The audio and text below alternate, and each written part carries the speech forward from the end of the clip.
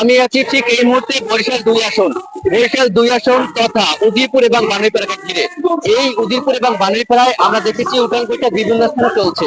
আমরা দেখেছি জামাত ইসলামের মনোনীত যিনি প্রার্থী রয়েছেন মাস্টার আব্দুল মান্নান, তার উঠান বৈঠক চলছে উজিরপুরের উট্টা ইউনিয়নে। এই উট্টা ইউনিয়ন থেকে আমরা দেখানোর চেষ্টা করছি।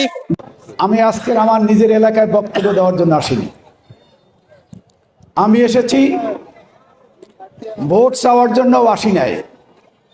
এটা ভুল ব্যাখ্যা দিয়েন না কেউ। বিগত 2014 সনে উট্টা ইউনিয়নবাসী আমাকে 8,000 ভোট দিয়েছেন, কিন্তু আমার ভোটকে রক্ষা করতে পারি নাই।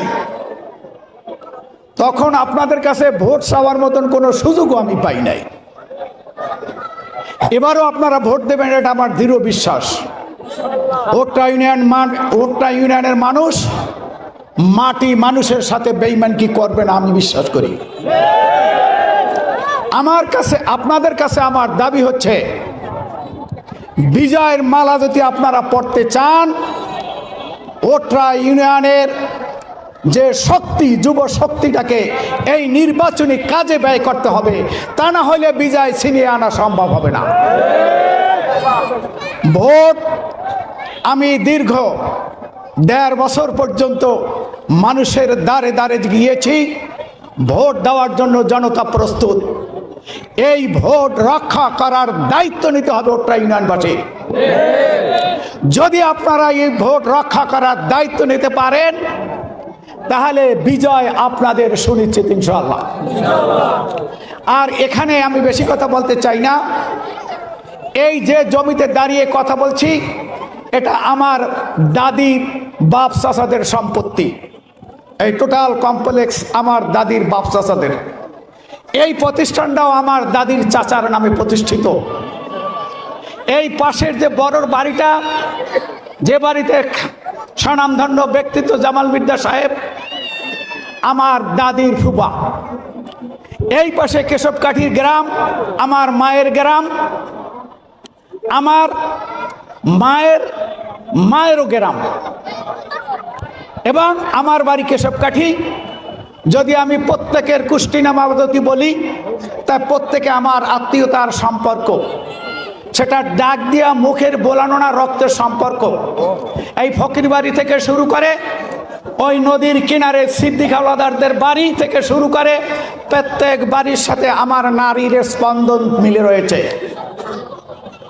কাজেই আপনাদের কাছে আমি শুধু ভোট চাই না, আপনাদের শক্তিটা যদি আপনারা যদি প্রয়োগ করেন, দেশবাসী যেভাবে ভোট দেওয়ার জন্য পাগল পারা হয়েছে, আপনারা নিজেরা ছদ্মবেশে আমার বিরুদ্ধচারণ করিয়া একটু জরিপ করে আসেন। জরিপের রেজাল্ট, যত গোয়েন্দা সংস্থা রয়েছে, যখন দেশি বিদেশি যে সমস্ত সংস্থা রয়েছে, সকলের জরিপের রেজাল্ট, এই আসনে যদি জনগণ ভোট দিতে পারে, তাহলে জামাত ইসলামী বিপুল ভোটে বিজয়ী হবে ইনশাআল্লাহ। এই জরিপ এবং জনসমর্থন দেখে একটি সম্প্রদায় ভীত সন্ত্রস্ত হয়েছে। তারা কারা?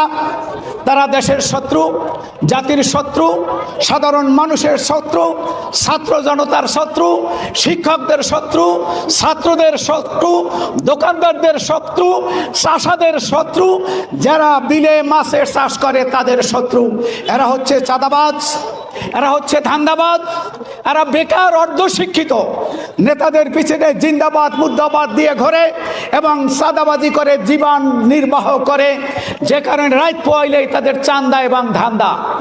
আর যে সমস্ত মানুষগুলা নিজের অর্জিত অর্থ দ্বারা তারা জীবনে প্রতিষ্ঠিত হয়, তাদের কাছ থেকে চান্দা চুষে নিয়ে সমাজটাকে দ্রুত গতিতে নিচের দিকে নিয়ে যাচ্ছে। সেখান থেকে আমরা উদ্ধার করতে চাই। আমরা যদি ক্ষমতায় যেতে পারি, আমাদের সাথে কোনো চান্দাবাজ নাই। আমি আমার জীবনে কোনোদিন চান্দাবাজি করি নাই, কারো বারাবাতে কোনোদিন ছাই দেই নাই, কারো অধিকারে কোনোদিন হস্তক্ষেপ করি নাই। ছাত্র জীবন থেকে, শিশুকাল থেকে এই 65-66 বছর পর্যন্ত আমি এই মাটিতে লালিত পালিত বর্ধিত।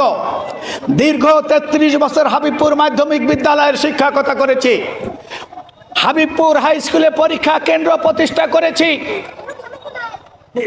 পরীক্ষা কেন্দ্রে যত ছাত্রছাত্রী রয়েছে কেউ কোনোদিন বা ছাত্র অভিভাবকরাও বলতে পারবে না মান্নান স্যার কোনো ধরনের দুর্নীতি করেছে, কোনো ধরনের পক্ষপাতিত্ব করেছে, বা তার ছেলে সন্তান যখন পরীক্ষা দিয়েছে তাদের পাশে ঘুরঘুর করে বারবার সাদা কালো কাগজ নিয়ে গিয়েছে, এর কোনো নজির কোনো শিক্ষক কোনো ছাত্র স্থাপন করতে পারবে না। আর মান্নান মাস্টার কারো কোনো ক্ষতি করেছে, কারো সম্পদ আত্মসাৎ করেছে, কোনো দোকানে 1 পয়সা কেউ বাকি সদাই নিয়ে সেটা ভুলে গেছে এবং কারো কাছ থেকে 5 টাকা ধার নিয়ে কোনোদিন ফেরত দেয় নাই, এরকম ইতিহাসও এই উজিরপুর বাণীরপাড়ায় শুধু বরিশাল জেলার 10টা উপজেলার কোথাও নেই। আমি ছাত্র শিবিরের জেলা সভাপতি থাকাকালীন এই বরিশাল গ্রেটার বরিশাল, তার সাথে পিরোজপুরের নেসারাবাদ বাণীরপাড়া, তখন বাণীরপাড়া পিরোজপুরের সাথে ছিল ওই মাদারীপুরের কালকিনি সহ এই বিশাল এরিয়া, তার সাথে ঝালকাঠি জেলা সহ দায়িত্ব পালন করেছি। বিভিন্ন জায়গায় বিভিন্ন ম্যাচে আমি দীর্ঘদিন অবস্থান করেছি, কিন্তু চলে আসার পরে কেউ বলে নাই যে অমুক লোকটা গেল কোথায়। আমাকে যদি কেউ বলে অমুক লোকটাই গেলে কোথাও, আমি তাদেরকে জিজ্ঞাসা করতাম ভাই কয় টাকা পাবেন।